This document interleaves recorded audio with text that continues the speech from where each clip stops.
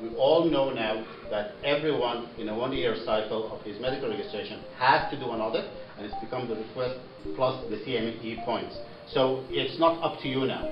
It's not optional anymore. One has to do an audit if he wants his registration within the medical council to improve. And I think one of the good things is that it makes your CV look good. I mean, if you work in a place and you've been there for a year or 6 months or 2 years, you haven't done any audits, it doesn't really reflect that you're keen on your work. But if you have carried a couple of audits, you can see that it reflects, if you go for another job, that you were helping in establishing a better working place. And that's very important. I feel like a singer. Okay.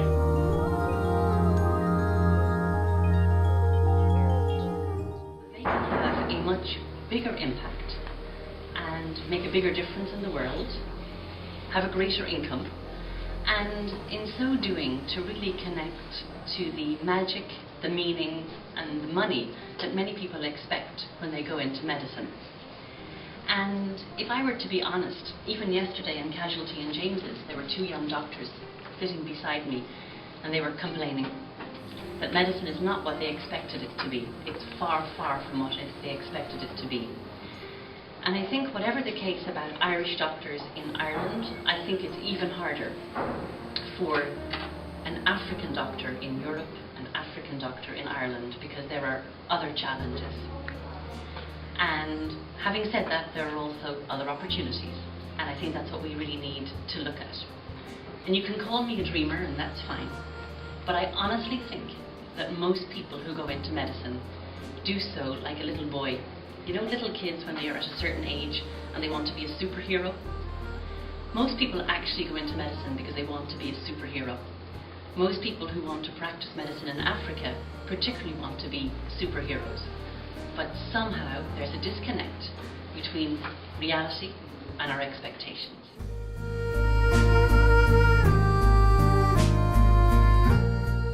The first question is why would you write a journal article? And really communication is what it's all about. You want to communicate the result of your research and your ideas to a wider audience. And if you remember that it's all about communication, when you're writing your paper, you need to keep it simple and clear, and so that readers can understand what your research is all about. And that's really the key to writing a good paper.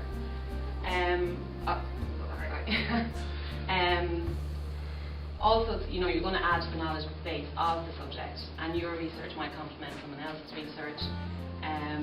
And of course, it's going to raise your own profile within your field, so people will read your papers and know what work you're doing and what you're involved in. And journal articles are always peer reviewed before they're accepted by a paper, or by a journal. So you just think that it's your peers who will be reviewing your work.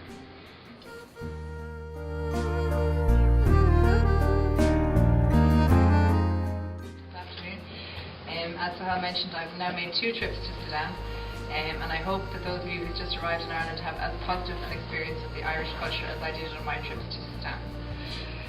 So I'm just going to talk a little bit today about CV writing and interview skills. Now, the information I was given with this was mainly directed towards people who've just arrived in the country, maybe in the first 6 months or a year. So if some of it's a little bit basic, I apologise in advance, okay?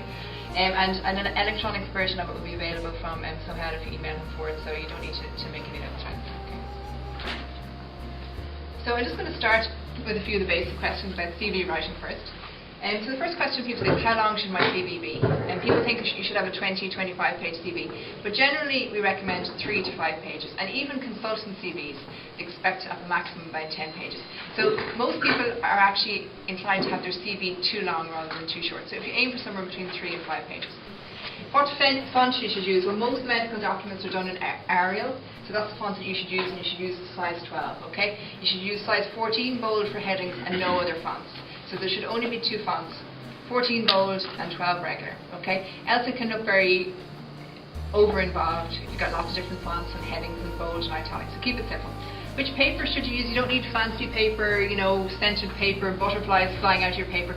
Standard A4 printed paper with a staple in the top left corner, and ideally you should have page numbers on the paper, purely because sometimes the pages can come apart from the staple, just so people have an idea of which page is which. You should have it formatted nicely, okay? So if you've got 2 lines in between one heading and your topic, then the next heading and topic should equally have 2 lines. So it should just look nice. And you should definitely do a spell check. I do notice that there's been 2 different versions of my first name on the programme here today, neither of which are correct. So obviously do a spell check. And a personal statement.